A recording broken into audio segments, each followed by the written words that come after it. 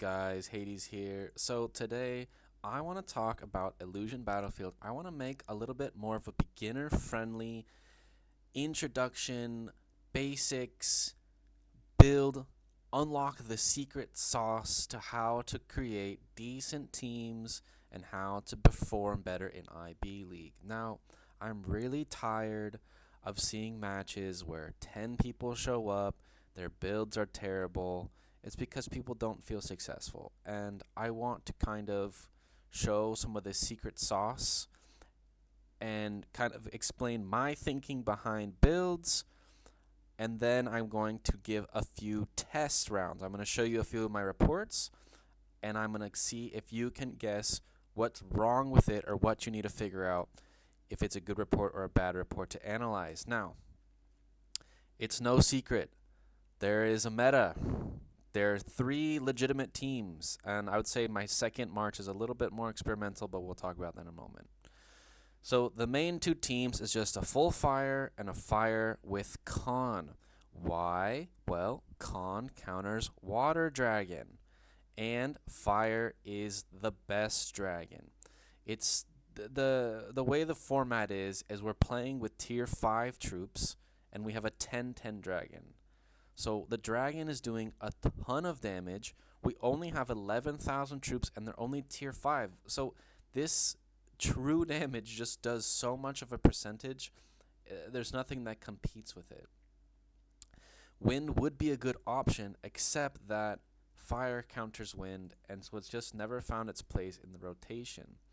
Now, why is water good? Well, water is one of the few marches that can heal itself back to a legitimate place to actually deal damage, and it pretty much counters the fire dragon.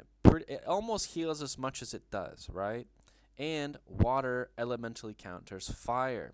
So what we have is fire, full fire, beats fire con beats water, and water beats fire. And then there's this cycle. And that is very healthy for the game mode. Now, if I activate this water one, you can see this awkward herald down here in the earth. I'd recommend putting him in the water. I did a test. You'll see it in the reports later. It's not as good as I would have liked, but, in the early weeks, it's just for me about testing new things to get some more data. Now, I want to talk about kind of one of the most standard builds there's ever been, and this is probably not debatably. This formation, Con with all the fire immortals, has been the best for a very long time. I'm a 3-time IB League champion. I've probably outbuilt my opponents 80-ish% of the time, or just out-prepared them because I have 3 teams. So no matter what they build, I can always counter. Now, what are the key details to this march? And I'm going to remove some of the things that I think don't matter all that much and are truly up to you to decide what to do. Okay? So, here's the core to any team. You're going to side assist your mage. Now, you can side assist with anyone you want. This can be Merlin, Yoshi, Ashoka, YSS, whoever you like, whatever you feel, put it here. Even Cleo has been a good option because she's a mage counter. But the key is to side assist your mage, and then you're going to want to put all of your mage skills maxed out on the carry, okay? Historically, these have been the best 3 in unison. They synergize the best. They just make the most sense. Annihilation plus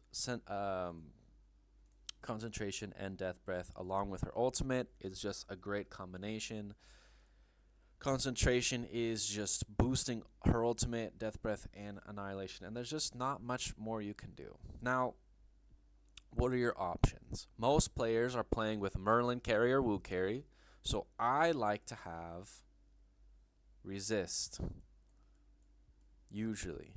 I actually didn't level it up just because I was trying new things, but even level 1, you get the minus 15%, which is pretty solid. Now, what's another thing? Well, ironically, the other 3 are all physical, and they're all still doing stuff, and I like to have Oak Guard as well. And by the end of once we have enough points to kind of max everything, these things kind of all come together.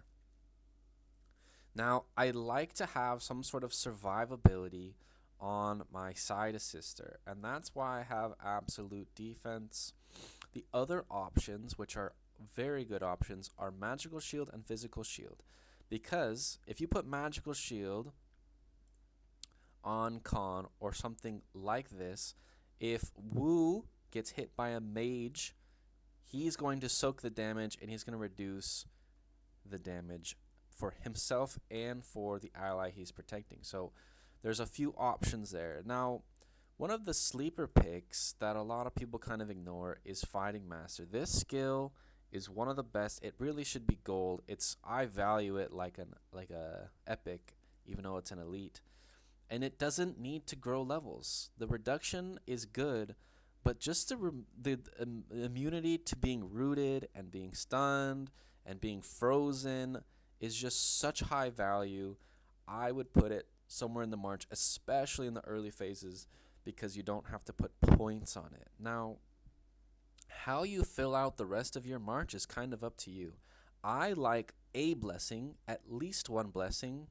Why? Because whenever your fire immortals receive a buff, the blessings are a buff, you're going to get that boost of damage. Rage is great, defense is great, war is great. Pick one, pick three. It doesn't really matter. They're all good. You need to figure out which makes sense for your March and what you're trying to do. Now, in the early phases, I also like things like Fighting Will and Energy Suppression. They do provide a lot of value. I like Rage Blessing plus Energy. I also do like taking defense and maxing it instead of putting Resist and Oak. That's another option in the early stages because it's much cheaper and it gives you kind of like a budget and it doesn't take up a second slot. A few other options you have are the Strong Auras. Misleading and Weakness have been the best for a very, very long time. It's very hard to get away from these two because, well, guess what? Fire wants to crit, so you want to use Weakness, and they're going to have Fire, so you need to deny their crit, so you need Malice. And that's kind of been the meta for a very long time. You can put them here on the Con if you want, or the side assister. It doesn't really matter, and then just fill in the gaps, right? Maybe a blessing. Maybe you want to sacrifice Oak Guard. But you can't fit everything, right? So this is where the creativity comes in. This is the framework. I want everyone to have the framework of how to build a solid March. Now, I want to go on to the next phase. I saved a couple of reports from my last IB league. And I want you to try and answer my question about it within a few seconds. And you can pause the video if you want. I'm probably going to pause for about 2 seconds. If you need more time, take more time. So here's the first one. I have a battle against Mega Fat CEO. Is this a good report to look at? Does it have value? Yes or no? Pause the video if you think you need some time. But the answer is yes. There are a lot of good things here. This is definitely main versus main. We have full troops. And I can see the battlefield contribution. I lost this one. I have less contribution. Well, let's see why. Oh, it's my experimental March. I got countered by a Con, and I just got countered. Con counters Earth because of elemental advantage. Con counters the Water Dragon because he denies the healing. And I just got countered, and I lost. And that's okay. That's part of the game.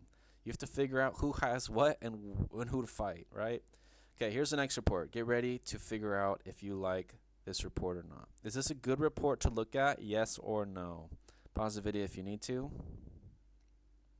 The answer to this is yes, but there's a few caveats. So first, I get 13,000 contribution, but you can see here power. This is not my main March. So let's look at the details. This is the benefit of taking that water main, is you now get a fire secondary. You can see there are no developments on these skills. And there was a reason I had some of these skills at 1 is because I wanted that strong second March to do half HP to one of these main Marches. So same player, I attacked him twice, just to get some data points, and it turned out pretty okay for me. And now I have a little extra data. What does my fire march do, even though it has no points? Now here's the next one. Get ready. Pause the video if you need to. Is this a good report or not? The answer to the question is no, absolutely not. When you look at the number of troops, if it's not 44,000 to 44,000, it's almost always a garbage report, and you can just click the delete button because it's not going to have any value. None of this matters because this player isn't full, so I'm not going to get very good data. Now, you can see it's his non-full main. His front line is missing more than half their troops, and this is my technical main, and I switched the water dragon to a fire dragon just to experiment. And you can see here that I barely won, even though he had a disadvantage, which is just kind of telling me this march is just kind of doo-doo. It's not very good, but keep in mind these troop numbers. They matter a lot, and a lot of people think they win even though the opponent was at a disadvantage. So be mindful of that. And here's the fourth and final one. Pause the video if you need to. Is this a good report to look at, and why? The answer to the question is yes, absolutely. I can tell it is a main versus main. This player probably has one off element, and yes, he does. He has a con instead. And as you can see here, I have my full fire versus fire con, and this is what I was talking about at the beginning, that full fire usually counters con, but there's more to it. This player didn't choose to side assist. In fact, I don't believe they have assist at all. Oh, they have it on Charles, which is a front, which is interesting because cleave con is not going to be a big carry, and if he's assisting the con, he's sacrificing his damage carry. So I don't like a lot of things about this march. A lot of the fundamentals are missing, and as you can see, missing fundamentals plus a little bit of a counter, it's going to be a pretty hard loss. And you can see that here in this almost 2-to-1 battlefield game. So I hope you guys like this kind of guide, kind of teaching you some of the more basics, going through some reports, kind of how to build your teams. And if you want me to keep content like this in the future, let me know in the comments below, and I'll catch you guys in the next one.